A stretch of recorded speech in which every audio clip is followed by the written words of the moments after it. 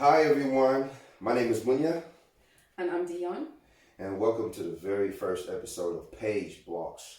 And like we said in the beginning, when you look at the intro, we're focusing on reviewing books and literature by African writers and authors. Yeah. And today our first book that we're going to be reviewing is a book by a Zimbabwean born writer, poet, so short story writer, poet, novelist and playwright called William Dambudzo Marechera. And he was born on the 4th of June 1952. He was born in Rusape. Dambudzo seems to have been born into a very dysfunctional family unit, and this is said to have had a very big impact on the man he later on, grew up to become. From a young age, Dambudzo seemed to be very gifted and very intelligent, but on the other side as well, had sort of like a very rebellious nature to him and got into trouble a lot. So as you see time goes by, he gets into a lot of fights, even gets expelled from a lot of institutions, including, it was Oxford University for attempting to burn down a college building. My dude was wild. So that led to, him being deported back to Zimbabwe.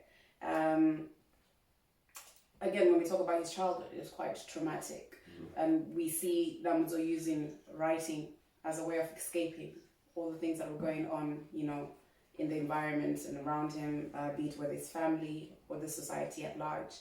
Dambudzo seemed to be very self-destructive by nature and very confrontational. That was quite his style.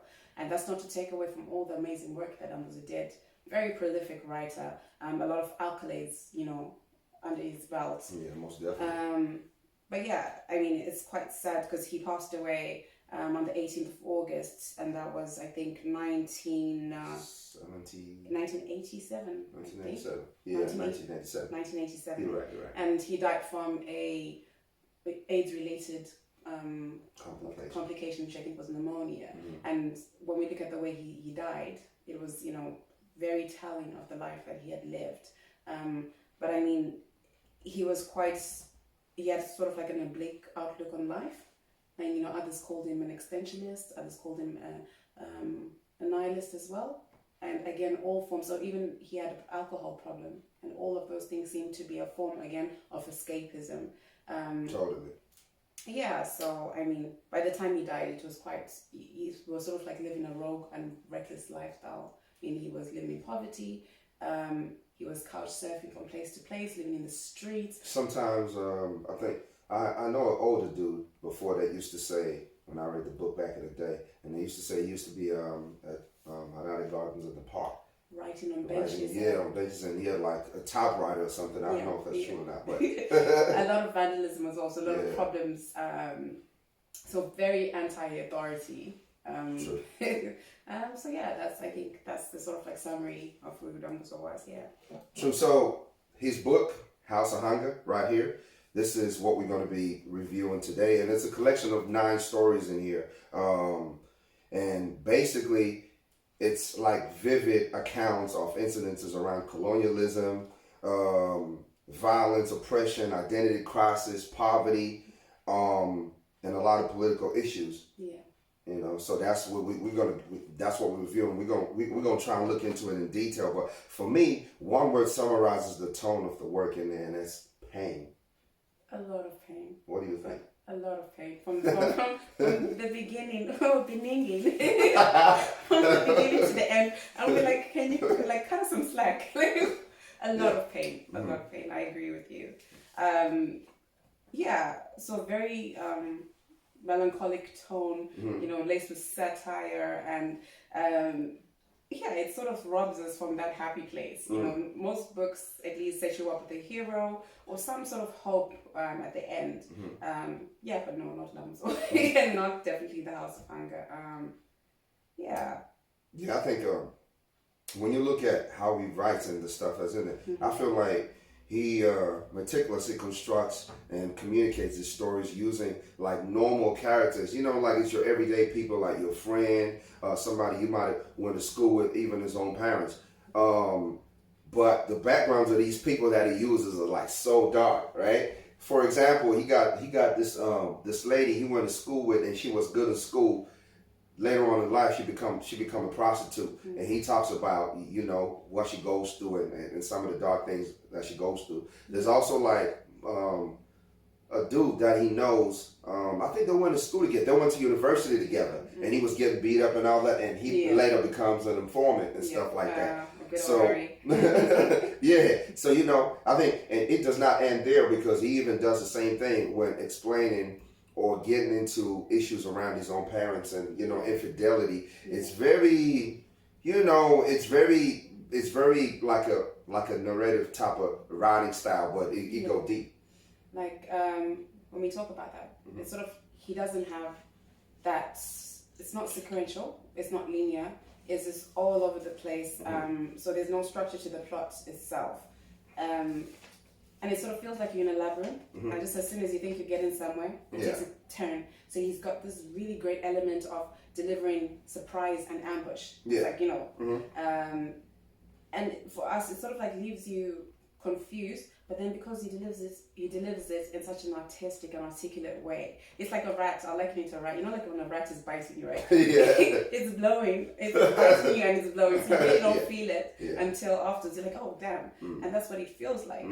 So after I read this book, I had like withdrawal symptoms.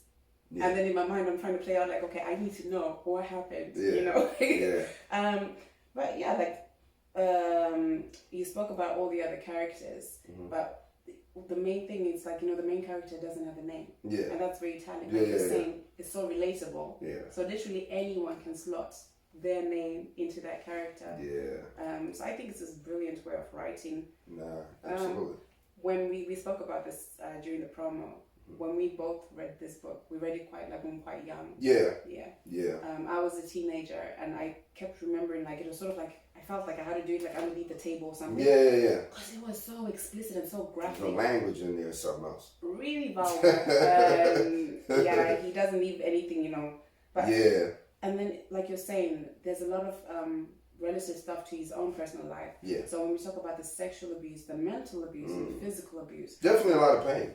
A lot of pain. And I think when we think about it, this was a book written in 1978. So a lot of these issues that were brought up in the book were taboo to speak about. You can't be talking about, you saw your mom and her boyfriend having sexual intercourse in front of you. That's crazy. Brother, I don't know if I'm allowed to say this, but using the hands don't say to do some of the stuff in front of the kids, that was crazy. He was definitely a trailblazer as far as that type of writing, most definitely, and I want to say, not to cut you off, I want to say that, when I read the book myself, I read it, like I agree, we spoke about having read it like in the past. I read it, and then for this review, I also read a lot of articles by different people trying to understand, trying to get a fuller understanding so we could give you guys a thorough review. And the most, I could say the article that stood out for me was an article done by two academics in South Africa. And I wrote them down here. It's Christopher Wayne and Bridget Grogan, and from the University of Johannesburg. And they said that to describe his writing style in the book, and I quote, they said, "It feels like it's exposed veins dripping through the body of the text." Repeat that again? Exposed veins dripping through the body of the text. Wow. And I thought that was deep. Wow, okay. Like verbatim. So, and just to add on to what you were saying before, when you talk about the language and stuff like that, you can tell that he was very well read, right? Because of the use of multicultural, literal range, styles of expression. But you definitely need a thesaurus and a dictionary open in the side. Because the words you be using in there. Going over your head. I took the book, borrowed from the book from my mom without her knowing. How were you introduced to the book?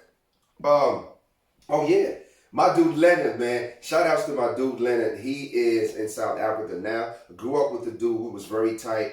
We used to do music together, and he introduced me to the book because at the time we were reading a lot of different stuff, and he introduced me to the book. I told him about the podcast, and I said, "Is it okay for me to shout you out?" And he gave me the blessing.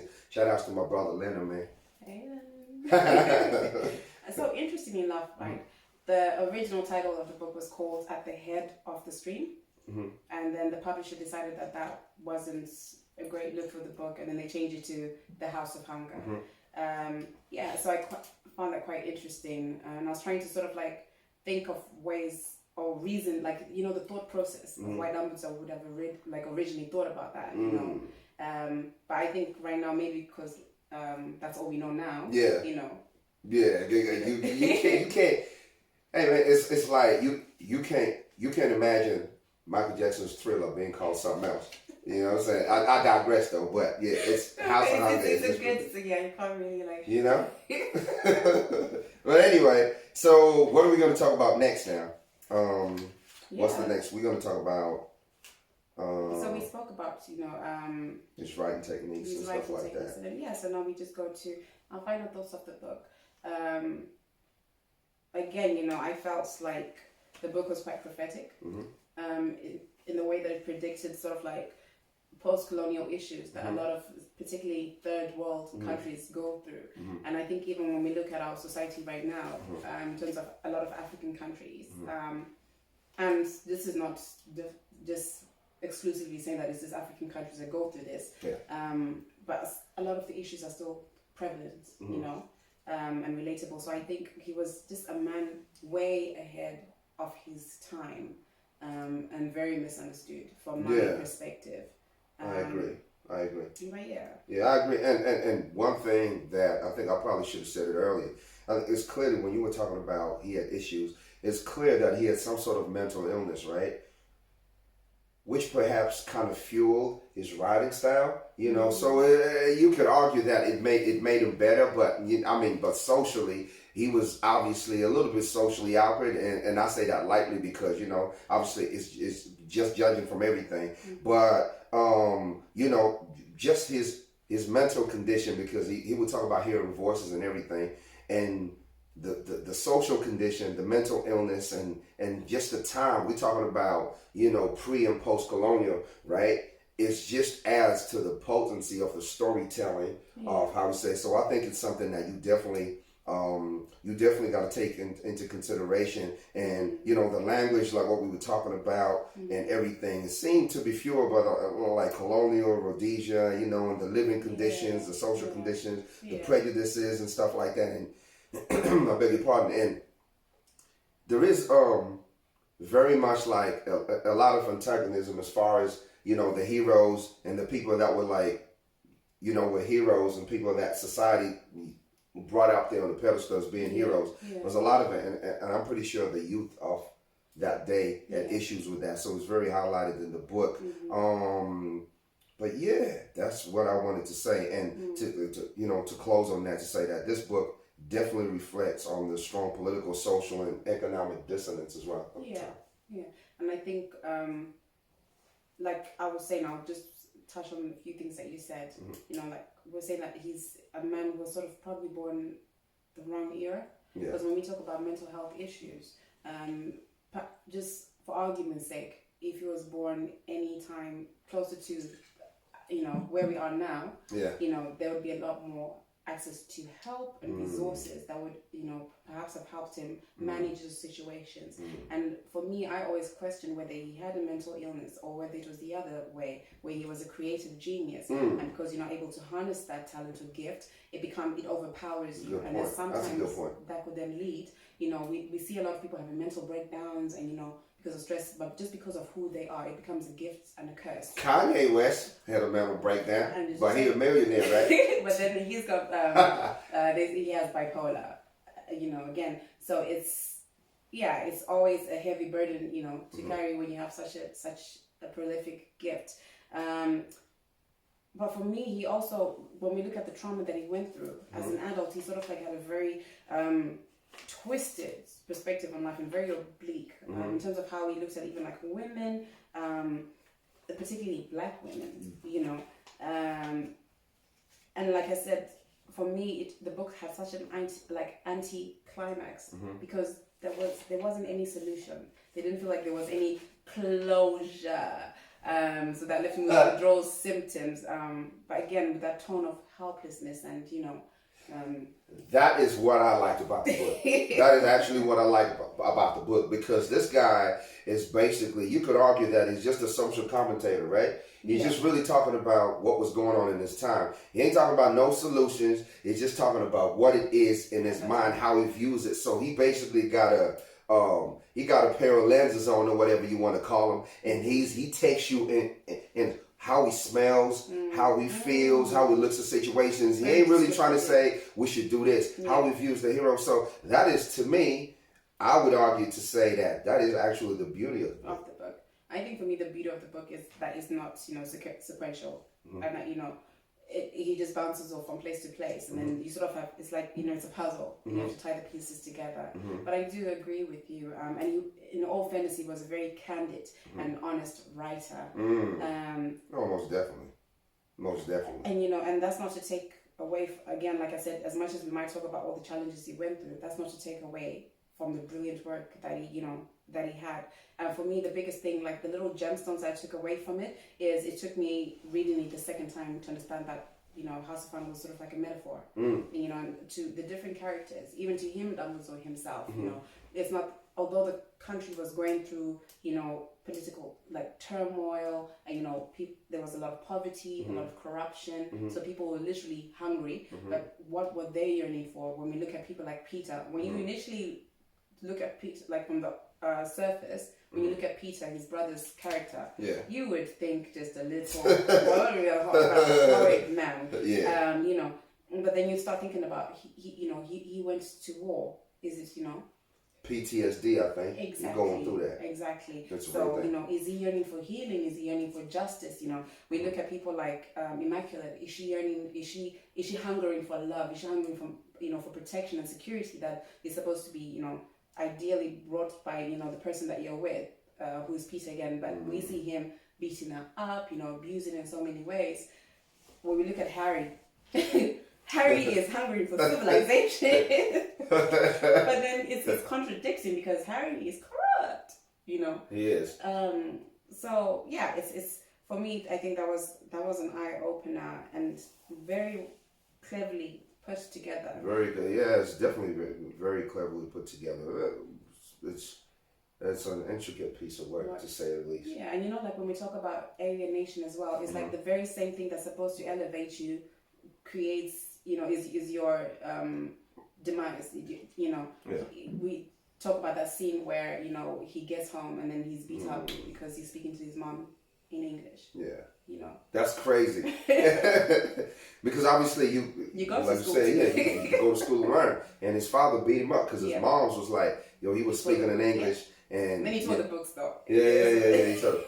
Nah, it's definitely something. And his nickname is Shakespeare. So again, just alienation. He goes through a lot of alienation at different times. So that when we talk about the struggles that he has, whether he's intentionally self-destructive or he's just someone that's misunderstood, it leaves to be known, I guess. But yeah, I think for me, the way, like, just two words that I would just summarize the book is just a beautiful tragedy. Beautiful tragedy. Yeah. That's. I would agree with that. And I just wanted to add on and say, for me, being somebody who's enthusiastic about economics, right? Through the words of one of my favorite authors and writers,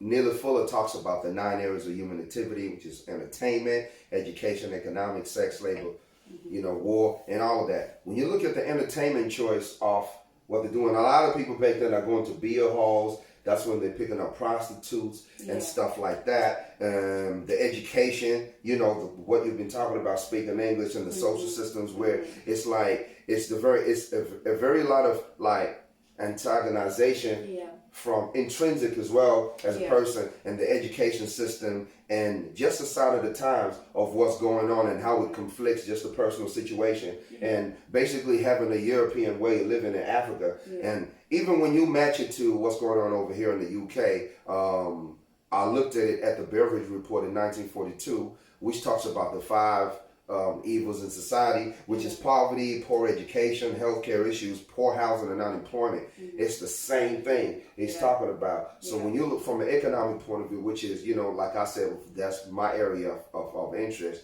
I could see that society, himself, and each and every character in there is plagued by socio-economic issues. Yeah, but it leads to a lot of cultural degradation. Absolutely. We talk a lot of conflicts where we have a police system that's still involved in corruption. It's the dichotomies are just, and then it's a ripple effect.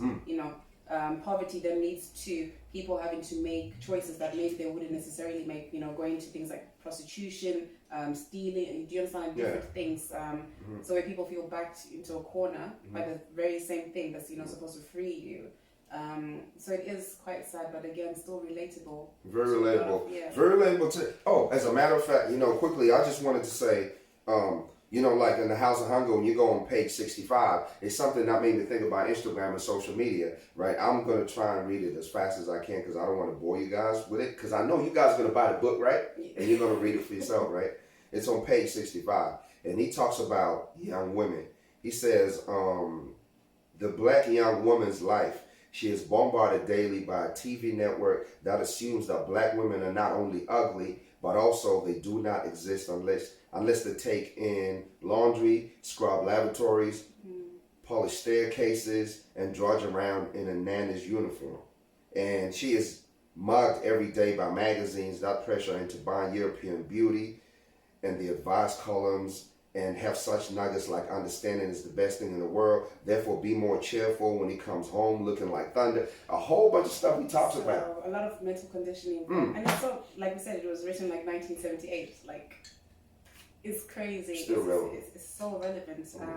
And when we look at, it's quite sad how then Dambudzo passes away. I think that was like on the 18th of August. We said, and he's alone.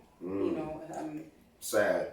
It is sad, and sometimes when you think about how society is, sometimes when you go against the grain, when you speak against, the sort of like popular way of thinking, you end up being sort of like alienated. Yeah, being an outcast.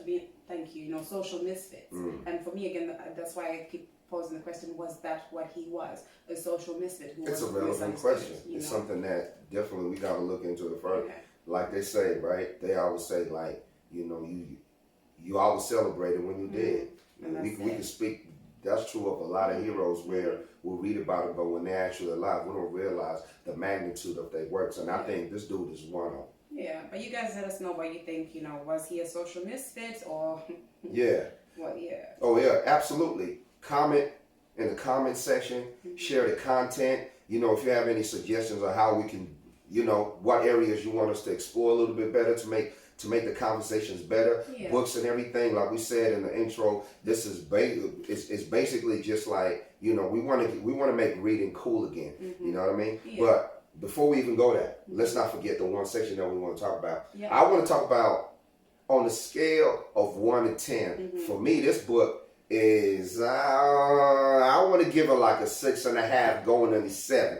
The only reason, hold on, hear me out. The only reason is I feel like sometimes it's hard to follow through the stories because he often switches from one scenario to the other. So it's like, without warning, you know what I mean? So sometimes he be talking about something else and then he goes back to a different scenario and he talking about beating somebody else with the cat being thrown out.